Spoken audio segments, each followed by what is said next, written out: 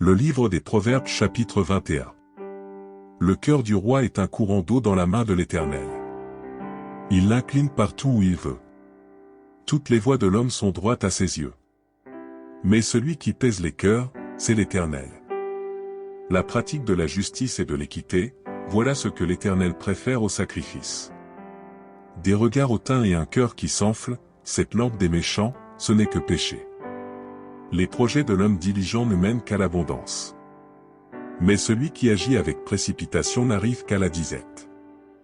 Des trésors acquis par une langue mensongère sont une vanité fugitive et l'avant-coureur de la mort. La violence des méchants les emporte, parce qu'ils refusent de faire ce qui est juste. Le coupable suit des voies détournées. Mais l'innocent agit avec droiture. Mieux vaut habiter à l'angle d'un toit, que de partager la demeure d'une femme querelleuse. L'âme du méchant désire le mal. Son ami ne trouve pas grâce à ses yeux. Quand on châtie le moqueur, le sot devient sage. Et quand on instruit le sage, il accueille la science. Le juste considère la maison du méchant. L'Éternel précipite les méchants dans le malheur. Celui qui ferme son oreille au cri du pauvre criera lui-même et n'aura point de réponse. Un don fait en secret apaise la colère. Et un présent fait en cachette calme une fureur violente.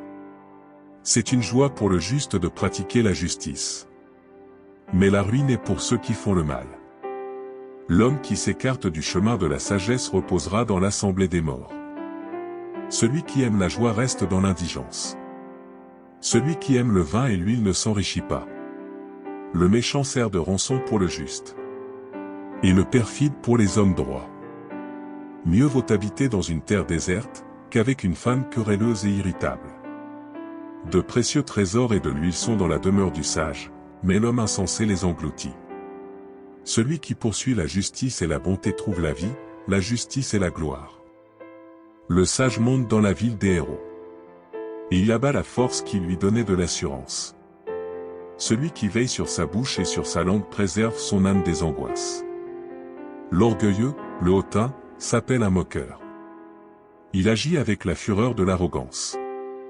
Les désirs du paresseux le tuent. Parce que ses mains refusent de travailler. Tout le jour il éprouve des désirs. Mais le juste donne sans parcimonie. Le sacrifice des méchants est quelque chose d'abominable.